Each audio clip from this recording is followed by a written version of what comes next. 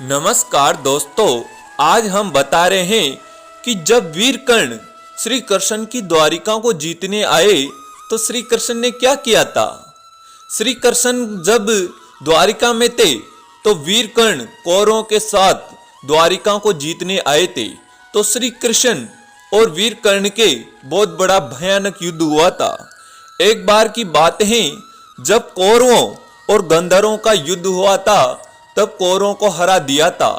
तभी से कौरवों का बैर था। तो कौरवों की तरफ से सबसे बड़ा योद्धा वीर कर्ण ही था।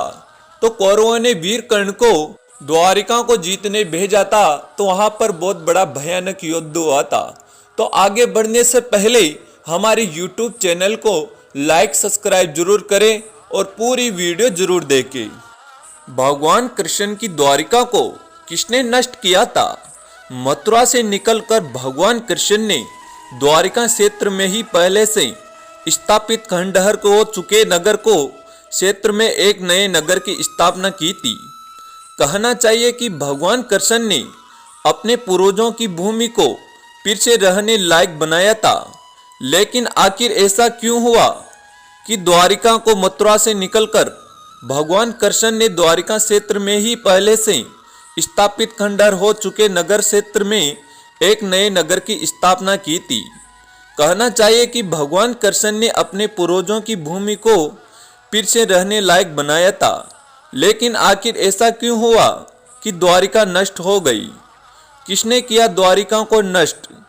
क्यों प्राकृतिक आपदा से नष्ट हो गई द्वारिका? क्या किसी आसमानी ताकत से नष्ट कर दिया द्वारिका को? तो आज बताएंगे। कौरव और पांडवों के आपस में शत्रुता थी, लेकिन इसके बाद भी एक बार अर्जुन ने दुर्योधन की जान बचाई थी। इसकी एक रोचक कथा है। महाभारत की कथा के अनुसार महाभारत का युद्ध प्रारंभ से होने से पूर्व पांडव वनवास में रहते थे। जहां पर पांडव निवास स्थान बनाकर रहते थे, उसके पास ही एक सरोवर था। इस सरोवर के पास ही दुर्योधन भी अपना शिविर बनाकर रहता था। एक दिन जब दुर्योधन सरोवर से स्नान करके निकला तो वहां अचानक स्वर्ग से गंधर्व प्रकट हो गए। गंधर्व और दुर्योधन ने किसी बात को लेकर विवाद आरंभ हो गया। विवाद ने युद्ध का रूप ले लिया और दुर्योधन और गंधर्व के बीच भयानक युद्ध छिड़ जाता है। युद्ध में दुर्योधन परास्त हो जाता है और गंधर्व दुर्योधन को बंदी बना लेते हैं। तभी वहां अचानक अर्जुन आ जाता है और गंधर्व से युद्ध आरंभ कर देते हैं। अर्जुन गंधर्व को युद्ध में पराजित कर देते हैं और दुर्योधन को मुक्त करा देते हैं। यहां देखकर दुर्योधन लज्जित हो जाता है और अर्जुन को आभार व्यक्त करते हुए वरदान मांगने को कहता है। लेकिन अर्जुन कहते हैं कि वे समय आने पर अवश्य ही कोई वरदान मांग लेंगे।